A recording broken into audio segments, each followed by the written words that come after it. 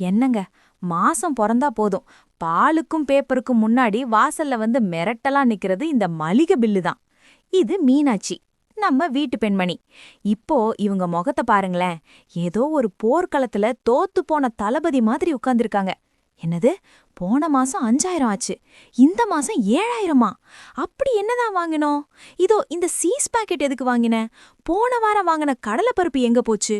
இப்படி மீனாட்சியோட மனசுக்குள்ள ஒரு பெரிய பட்டிமன்றமே ஓடிக்கிட்டு இருக்கு. உங்க மளிகை பில்ல பாக்கும்போது நீங்க பொருள வாங்குன மாதிரி தெரியுதா, இல்ல அந்த பொருள் உங்கள வாங்குன மாதிரி தெரியுதா? உங்க வீட்லயும் இதே நிலைமைதானா? விலைவாசி ஏறி போச்சுப்பா, நம்ம என்ன பண்ண முடியும் அப்படின்னு ஒரு பெருமூச்சோட அடுத்த மாசத்துக்கு தள்ளி போடுறீங்களா? நில்லுங்க, அங்கதான் நீங்க தப்பு பண்றீங்க. கடுகு சிறுத்தாலும் காரம் குறையாதுன்னு சொல்லுவாங்க. ஆனா நம்ம கவனக்குறைவால அந்த சின்ன கடுகும் மிளகும் கூட உங்க பாக்கெட்ட ஓட்டையாக்கிட்டு இருக்கு. வருமானம் வர்றது ஏணி மாதிரி மெதுவா ஏறும், ஆனா செலவு வர்றது ராக்கெட் மாதிரி வேகமா பறக்கும்.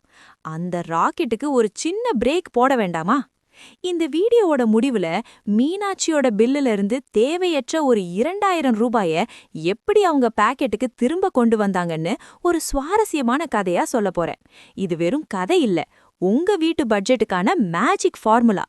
சரி, வீடியோக்குள்ள போறதுக்கு முன்னாடி ஒரு சின்ன கேள்வி. போன மாசம் மளிகை கடைக்கோ இல்ல சூப்பர் மார்க்கெட்கோ போனப்போ லிஸ்ட்ல இல்லாத எத்தனை பொருட்களை ஆசைக்காக மட்டும் தூக்கி கூடையில போட்டீங்கன்னு உங்களுக்கு ஞாபகம் இருக்கா? 2 பொருளா, 5 பொருளா, இல்ல கணக்கே இல்லையா? உண்மைய சொல்லுங்க, கீழே கமெண்ட் பண்ணுங்க பாப்போம். இப்போ இந்த கதைய கேளுங்க, இது உங்க வாழ்க்கையும் மாத்தலாம். மீனாட்சி இப்போ ஒரு தீர்க்கமான முடிவெடுக்கறாங்க. நேரா சமையலறைக்குள்ள படையெடுக்கறாங்க. நம்ம எல்லாரும் பண்ற ஒரு பெரிய தப்பு என்ன தெரியுமா? புதுசா மளிகை சாமான் வந்ததும் பழச பின்னாடி தள்ளிட்டு புதுசா முன்னாடி வைப்போம். இப்போ மீனாட்சி ஒவ்வொரு டப்பாவையும் ஆழமா தோண்டி எடுக்கறாங்க. அடடே, போன மாசம் வாங்கின உளுந்தம்பருப்பு பாக்கெட்டு இந்த ஜாடிக்கு பின்னாடி ஒளிஞ்சுகிட்டு பயமுறுத்துதே.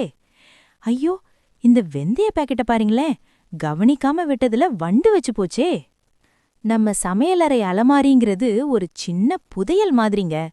தோண்ட தோண்ட நம்ம காசை தின்னுக்கிட்டு இருக்கிற பழைய பொருட்கள் தான் கிடைக்கும். பாதி பேர் வீட்ல ஏன் மளிகை செலவு எகிரி போகுதுன்னு இப்ப புரியுதா? நம்ம கிட்ட என்ன பொருள் எவ்வளவு இருக்குன்னு தெரியாமலே சூப்பர் மார்க்கெட்ல ஆஃபர்னு பார்த்ததும் திரும்ப திரும்ப அதே பொருளை தூக்கிட்டு வர்றது தான் முதல் தப்பு. இதனால காசு மட்டும் வீணாகல, அந்த பொருளும் வீணா போகுது. மளிகை பொருள் மேல தூசி படியனிடாதீங்க, அது உங்க கஷ்டப்பட்டு சம்பாதிச்ச காசு மேல படிற தூசி.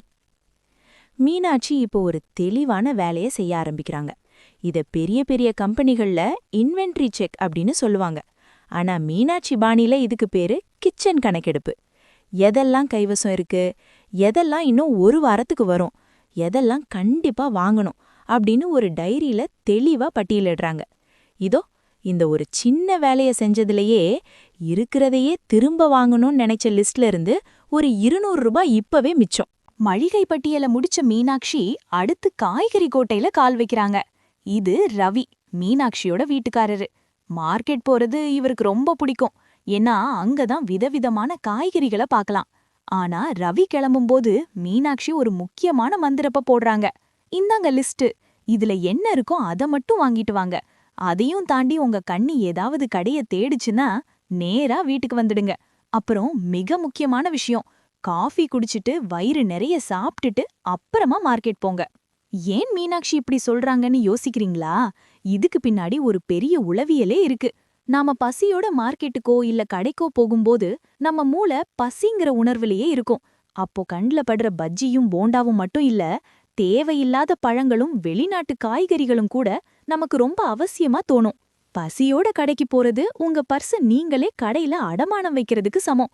பசியில ரவி எதையாவது அதிகமா வாங்கிட்டு வந்துட்டா அது சமைக்க முடியாம அந்த வாரம் முழுக்க ஃப்ரிட்ஜுக்குள்ளேயே அழுகி குப்பையில தான் போகும். மீனாட்சி தெளிவா சொல்லிட்டாங்க.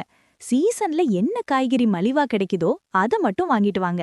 கேரட் கிலோ 100 ரூபாய் விக்கிறப்போ பீட்ரூட் 30 ரூபாய்க்கு கிடைச்சா அன்னிக்கு பீட்ரூட் தான் நம்ம ஹீரோ. ரவி இப்போ மீனாட்சி சொன்ன அந்த பசி தந்திரத்தோட கிளம்பிட்டாரு. ஆனா பாருங்க, இப்படி திட்டமிட்டு காய்கறி வாங்குறதுனால மட்டுமே மாசம் 500 ரூபாய் அழகா லாபம் பார்க்கலாம். காய்கறி வாங்கிட்டு வந்தாச்சு. ஒரு பெரிய கடமைய முடிச்ச சந்தோஷத்துல ரவி அந்த பைய அப்படியே ஃப்ரிட்ஜுக்குள்ள திணிக்க போறாரு. ஆனா நம்ம பட்ஜெட் ராணி மீனாட்சி சும்மா விடுவாங்களா? ஏங்க இருங்க, அப்படியே வைக்காதீங்க. தக்காளிய அது பாட்டுக்கு போட்டா சீக்கிரம் அழுகிடும். அந்த பச்சை நிற காம்பை எடுத்துட்டு தலைகீழா வைங்க.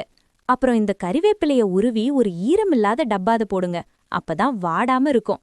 நண்பர்களே, நாம எவ்வளவு தரமான காய்கறிகளை வாங்குறோன்றது முக்கியம் இல்ல, அதை எப்படி பராமரிச்சு சமைக்கிறோன்றது தான் ரொம்ப முக்கியம்.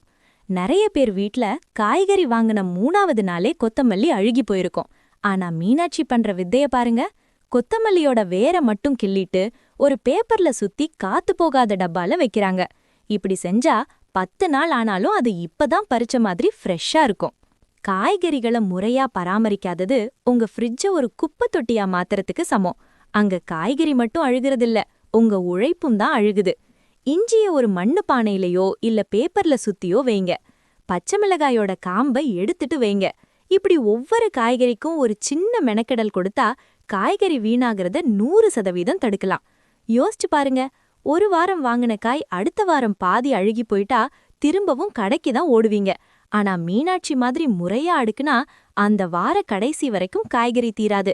இதனால மட்டும் மாதம் ஒரு 300 ரூபாய் உங்க பர்சுலயே தங்கும்.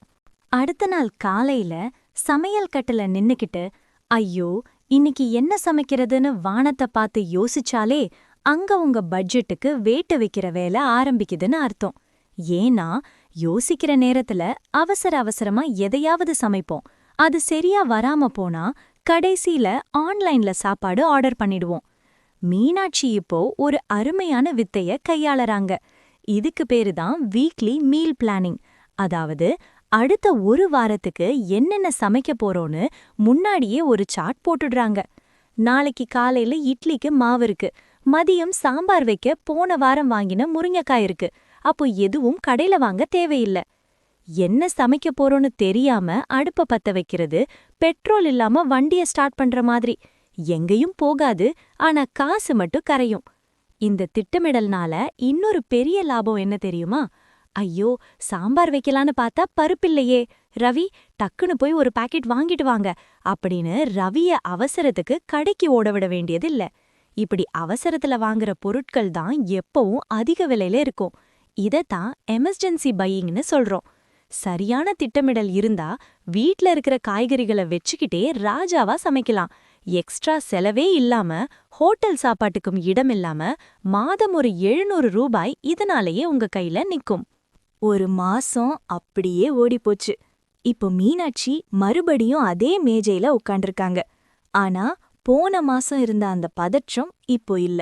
ஏன்னா இப்போ அவங்க கையில இருக்கிறது செலவு பட்டியல் இல்ல, அவங்க புத்திசாலித்தனத்தால சேர்த்த சேமிப்பு பட்டியல்.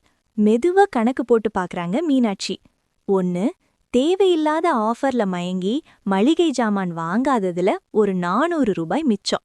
2, காய்கறிகளை முறையா பராமரிச்சு ஒரு துண்டு கூட அழுகி போகாம பார்த்ததுல ஒரு 600 ரூபாய் மிச்சம்.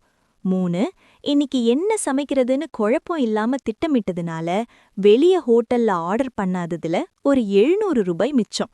கடைசியா ஃப்ரிட்ஜ்ல ஓரமா இருந்த கொஞ்சம் காய்கறிகளை வச்சு ஒரு சூப்பரான மிக்ஸ்டு வெஜ் குருமா செஞ்சதுல எக்ஸ்ட்ரா காய் வாங்காம ஒரு 300 ரூபாய் மிச்சம். சிக்கனம்ன்றது ஒரு கஷ்டமான விரதம் கிடையாதுங்க. அது நம்ம உழைப்போட மதிப்பை புரிஞ்சுக்கிட்டு வாழ்ற ஒரு அழகான வாழ்க்கை முறை. மொத்தம் கணக்கு போட்டு பார்த்தா அடேங்கப்பா சரியா 2000 ரூபாய். ரவி ஆச்சரியத்தோட வராரு.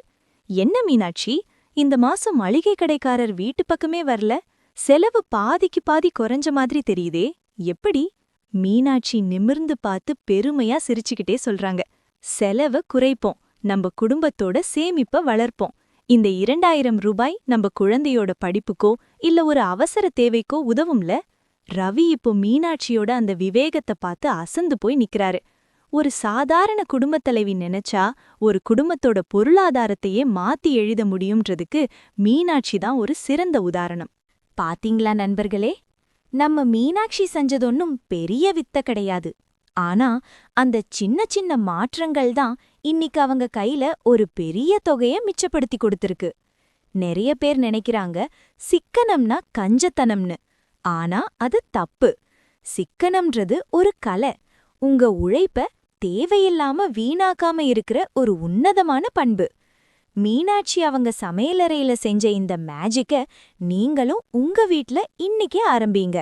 சிக்கனம்ன்றது ஒரு நாளைக்கு மட்டும் பண்ற விரதம் இல்ல, அது உங்க வாழ்க்கையையே வளமாக்க போற ஒரு சூப்பரான பழக்கம்.